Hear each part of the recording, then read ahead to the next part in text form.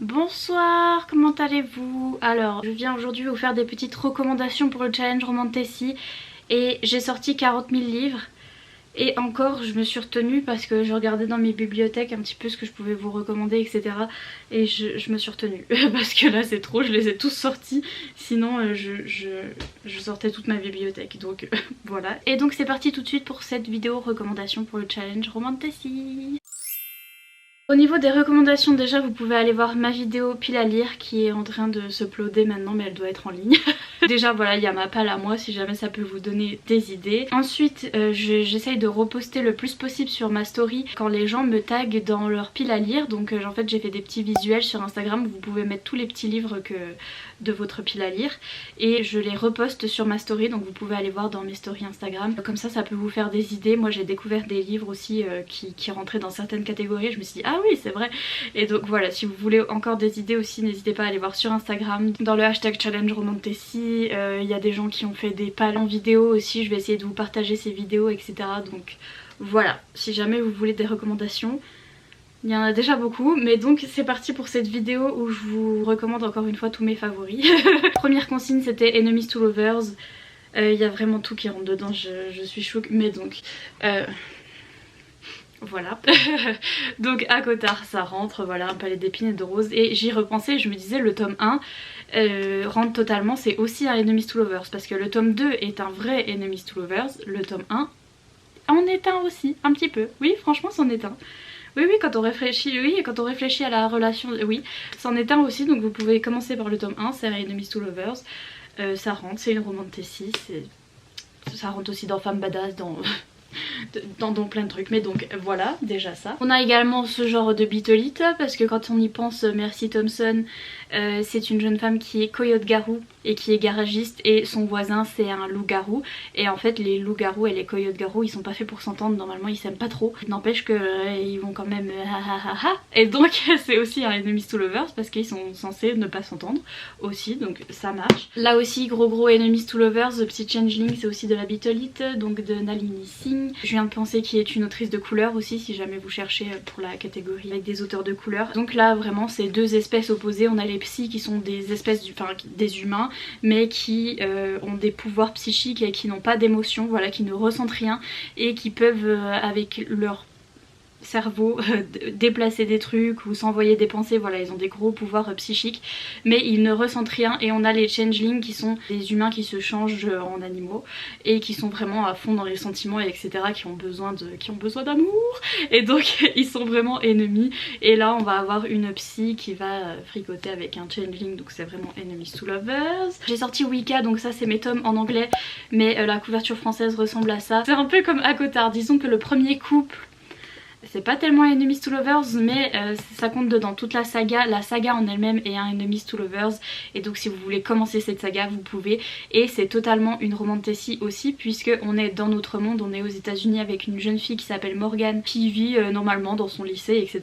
Il y a un nouveau garçon qui va arriver dans son lycée et qui va lui faire découvrir la magie, donc la Wicca. Il va l'initier à tout ça, elle va se rendre compte qu'elle a des pouvoirs et tout, et c'est génial, c'est vraiment génial. Et le Enemies to Lovers dans cette saga vaut le coup aussi, donc il y a ça. Dans The Kiss of Deception qui est sorti en français chez La Martinière, je vous ai pris la version en anglais parce que j'avais la flemme, mais il est dispo en français. Enemies to Lovers mais de tous les côtés, parce que c'est à dire qu'on a une princesse qui s'enfuit de son mariage, elle doit se marier avec un prince et en fait elle se barre, elle s'enfuit, et bah déjà ce prince il est pas content qu'elle l'ait laissé tout seul au mariage etc, et donc il va la poursuivre, et donc c'est un petit peu Enemies to Lovers entre eux aussi parce que bah il est pas content genre qu'elle se soit barrée, elle veut pas se marier avec lui. Et puis il y a aussi un autre mec qui va la poursuivre qui est un chasseur, donc un assassin qui veut l'assassiner, et donc Enemies to Lovers aussi, et donc ça rentre. Bien sûr, comment ne pas mentionner Chasseuse de la nuit, bon bah voilà, mon livre fave, c'est un Enemies to Lovers. Hier je discutais avec Gladys aussi des pépites de Gladys, et elle me demandait si le tome 2 rentrait aussi dans Enemies to Lovers, et vraiment presque tous les tomes de Cat et Bones, donc de Chasseuse de la nuit, rentrent dans Enemies to Lovers parce que vraiment c'est des gens, ils se calment jamais et donc ils sont, même quand ils sont ensemble, ils continuent à être enemies. Vous voyez ce que je veux dire, et donc oui ça rentre totalement, et c'est un truc de vampire. donc oui. Et aussi si vous voulez lire mon favori de l'année 2021, Sorcery of Thorns, à la base c'est un Enemies to Lovers puisque notre jeune fille Elisabeth, qui est une bibliothécaire qui s'occupe des livres, là c'est des livres magiques qui peuvent prendre vie et qui peuvent devenir méchants, etc. De toute sa vie on lui a dit que les magiciens, enfin les sorciers, je sais pas comment c'est traduit en français, mais en tout cas les gens qui ont des pouvoirs comme ça, ils sont méchants, il faut s'en méfier et ils peuvent la tuer, ils sont très dangereux, etc. etc. Et notre romance c'est entre Elisabeth et un jeune sorcier. Donc voilà, Enemies to Lovers. La consigne numéro 2, créature surnaturelle. Là il y a des livres magiques, c'est une créature surnaturelle parce qu'ils ont des pouvoirs, etc. Vampires, loups-garous, fées et autres trucs, sorcières, changeling, psy, truc. Ici, est-ce qu'on a dans cette fantaisie là, est-ce qu'on a... Ah non, il y en a pas trop, hein. Attendez, je réfléchisse. Si, il y a un petit peu des esprits et des trucs si vous voulez compter, mais vite fait, c'est très médiéval ça. Par contre, un truc qui est médiéval et qui a des créatures surnaturelles, les voleurs de fumée que j'ai adoré, oui. C'est une trilogie et dedans il y a des démons, donc voilà, c'est les seules créatures surnaturelles à peu près, je crois qu'il y a que ça. Mais il y en a et c'est pareil, c'est une fantasy médiévale à la Game of Thrones mais version young adulte, avec de la romance, avec de l'humour, enfin c'est vraiment trop bien. Je pense que c'est l'un des livres qui est le plus passe-partout pour ceux qui n'aiment pas trop la romance ou qui aiment beaucoup la high fantasy où il y a vraiment des intrigues politiques et etc. C'est vraiment fait à base de high fantasy, à base de Game of Thrones, mais un peu plus young adulte et un peu plus romantasy, donc du coup voilà, très bien. Vampire, la confrérie de la Dague Noire, I mean, tout ce qui est urban fantasy, hein, parce que là on est dans notre monde avec les humains, etc. Et les vampires se cachent parce qu'ils sont pas beaucoup et ils ont peur de se faire zigouille. C'est très olé olé hein, ça d'ailleurs. et let's go. I mean. J'ai sorti aussi Nevernight, il marche aussi dans plein de catégories, c'est de la fantasy, très médiévale aussi, avec une jeune femme badass, voilà ça marche aussi dans d'autres très belles couvertures, enfin ça marche dans plein de catégories, mais aussi on a des êtres surnaturels puisque on a notamment le compagnon de Mia, enfin le compagnon, l'acolyte de Mia qui est un chat, mais c'est un chat qui est fait d'ombre en fait. C'est une ombre, voilà, mais c'est un chat ombre. La consigne numéro 3, c'était un livre avec une carte au début. Là, il y a une carte au début de Nevernight et il y a une carte. Est-ce qu'il y a une carte dans la confrérie de la Dague Noire? Non. Ah, il n'y a pas de carte dans la confrérie de la Dague Noire. Par contre, les voleurs de fumée, il y a une carte au début. Voilà. Sorcery of Thorns, il y a une carte au début. À Cotard, il y a une carte au début. Je vous prouve à chaque fois, mais vraiment il y a des cartes au début. Donc voilà, après si vous savez dans quelle saga il y a des cartes ou pas, vous pouvez prendre en e-book ou en audiobook, mais il y a des fois des petites surprises. Par exemple dans Mercy Thompson il y a une carte aussi, donc des fois si vous savez pas trop, voilà, c'est une carte des États-Unis, enfin pas des États-Unis mais des Tri-Cities aux États-Unis, c'est qui existe, mais c'est de l'urban fantasy, vous avez compris. The Kiss of Deception, il y a une carte. D'ailleurs, il y a une carte en anglais dans The Kiss of Deception, ici présente. Et elle n'est pas dispo dans la version en français. Mais vous avez le droit de tricher et de me dire ouais, mais quand tu nous montrais la version en anglais, il y avait totalement une carte. Et donc oui, vous avez le droit de le lire en version française sans la carte. Et voilà, je sais pas pourquoi ils ont pas mis la carte. C'est la carte dans la version, je sais pas. Bref, des graphiques, voilà, je venais surtout pour ça parce que beaucoup de personnes n'arrivaient pas à trouver des romantiques graphiques. On a Le Garçon Sorcière qui est chez Kinaï, donc c'est de Molinox Ostertag et c'est l'histoire d'un garçon qui est une sorcière.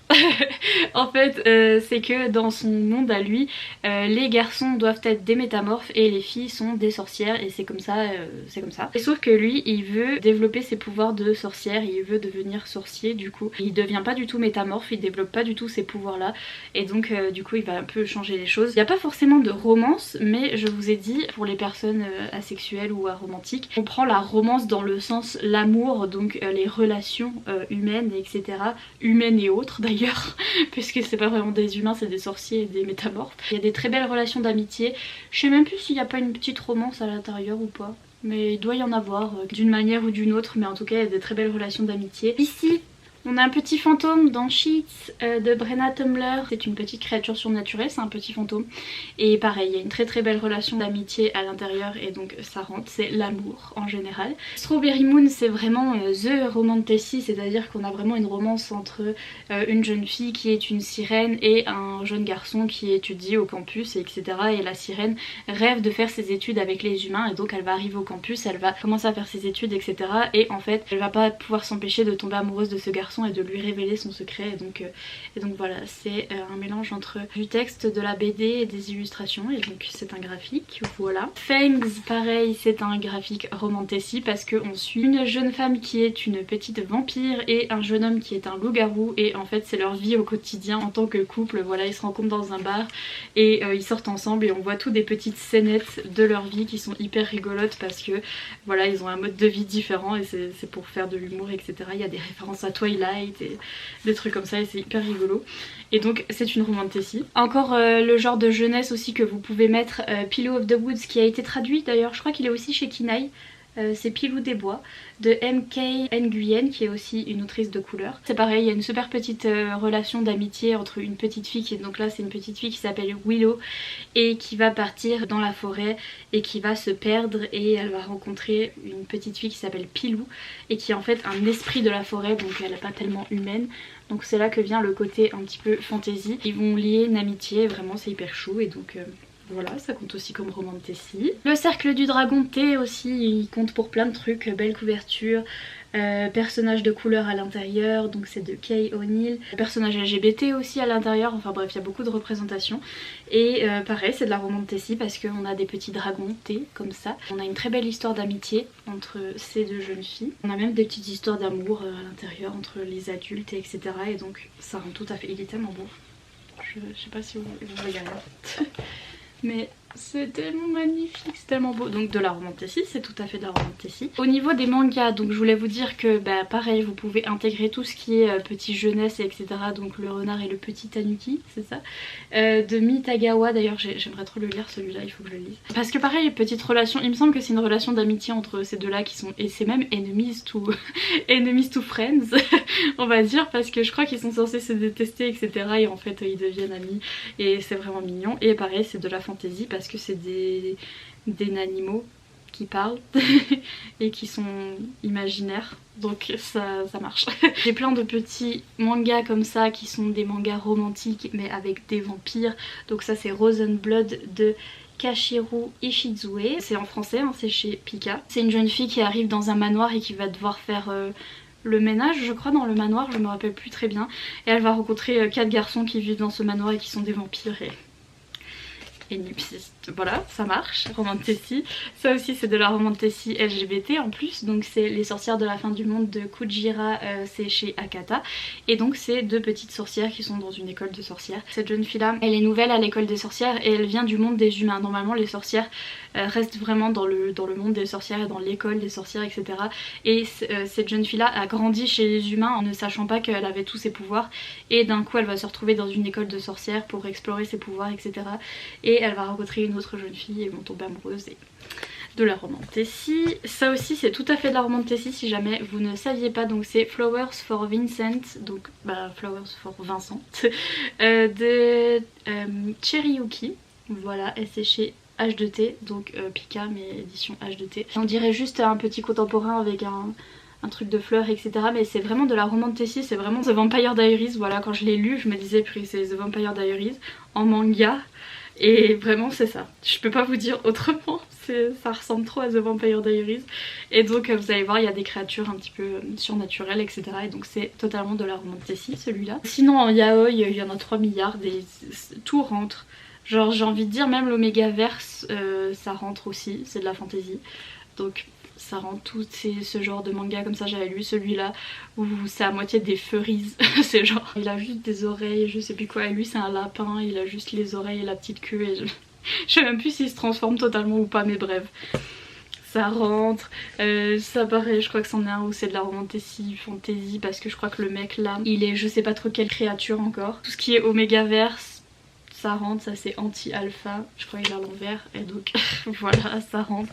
Ça c'est un truc de vampires, ça aussi, donc ça c'est Smoky Nectar et ça c'est Fangs de Billy Bali et ça c'est de Akira Minazuki et donc voilà, c'est des trucs de vampires, ça compte. On a aussi celui-là que j'ai très envie de lire, c'est Coyote ou Coyote de Ranmaru Zaria, voilà, donc là c'est pareil, des êtres surnaturels qui sont des métamorphes et mon dieu, toutes les scènes olé olé, bonsoir.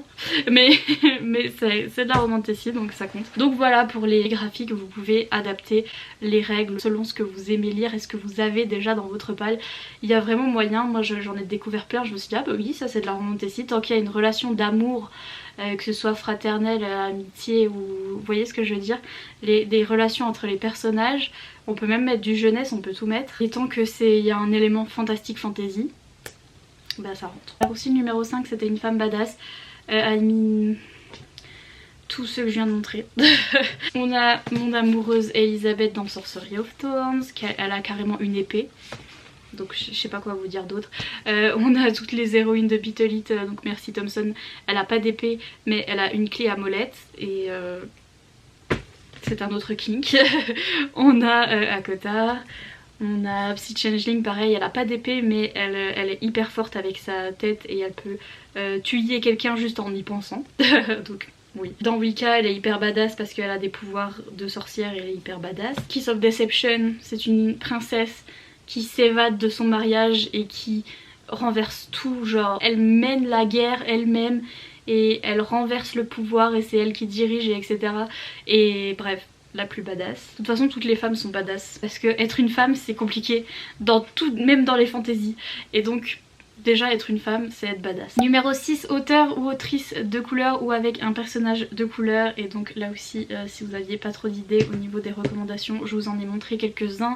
Il y a des petits graphiques comme ça qui sont écrits par des autrices asiatiques. Il y a aussi en français cette autrice là, Laetitia Danae, je me rappelle plus, par contre j'avais lu sur internet.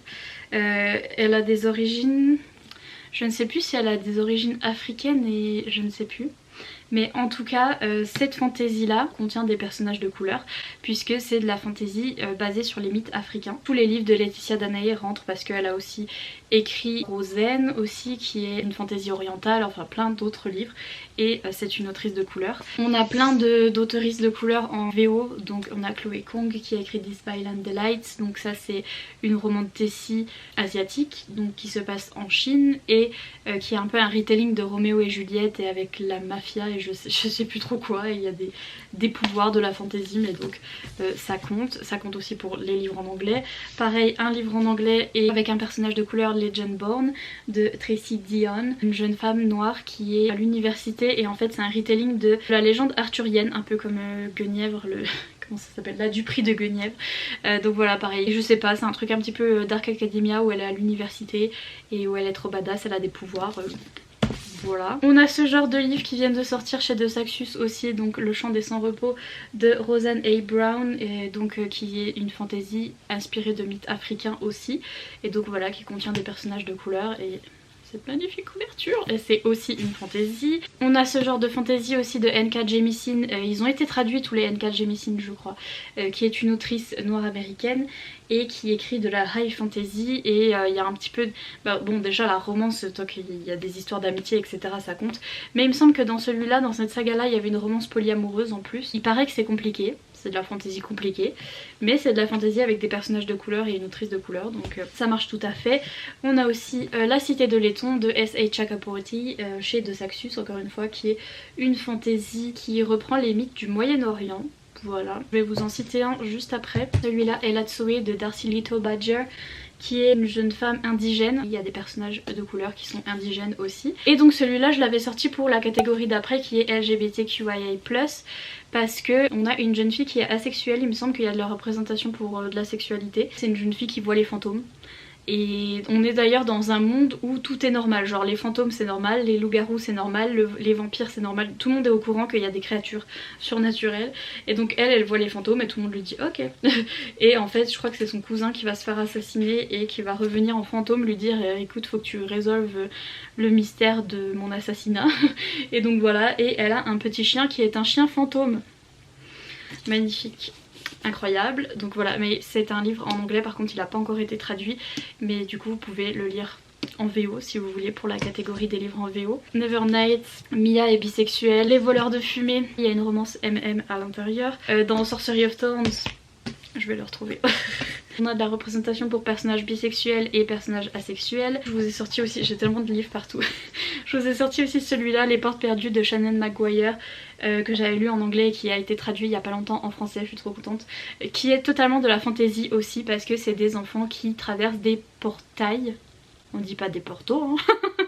C'est le porto, non, des portails, donc des portes pour aller dans un autre monde.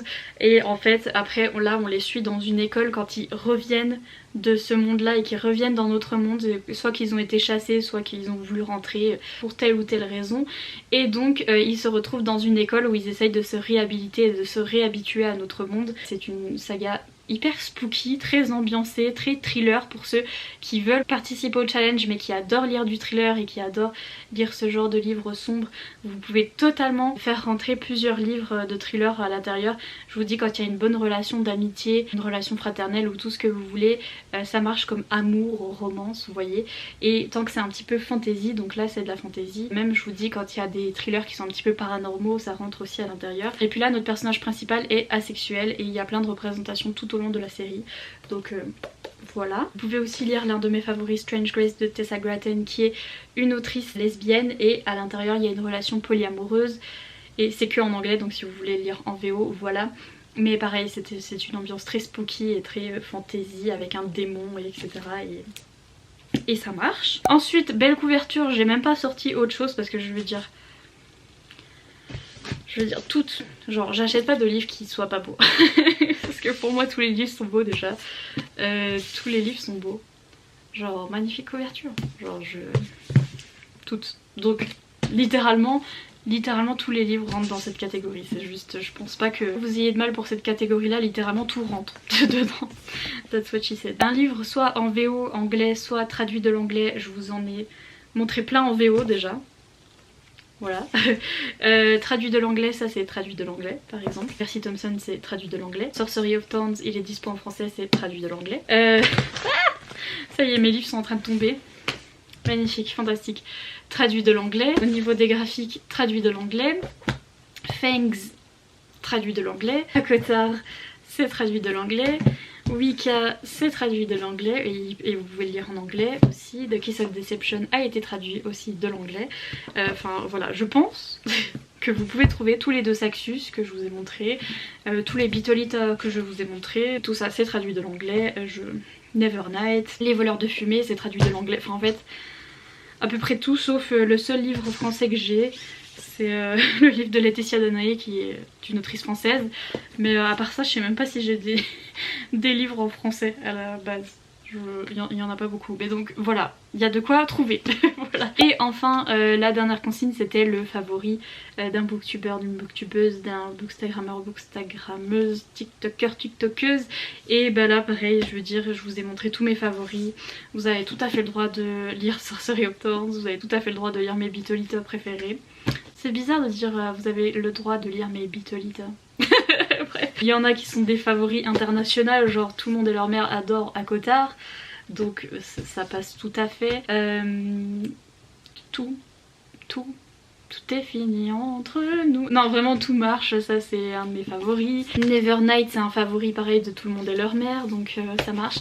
Voilà, je pense que ça vous allez pas avoir trop de mal à trouver. Il me semble que c'était surtout pour les graphiques que les gens se posaient des questions et surtout pour les définitions de la fantasy, qu'est-ce que c'est, et la romance, qu'est-ce que c'est. En tout cas moi je prends ça sous le sens de l'amour parce que je comprends bien que quand on est Arrow Ace ça doit être un peu embêtant de lire des romances. Et pareil pour la fantasy, tout ce qui est urbain, tout ce qui est...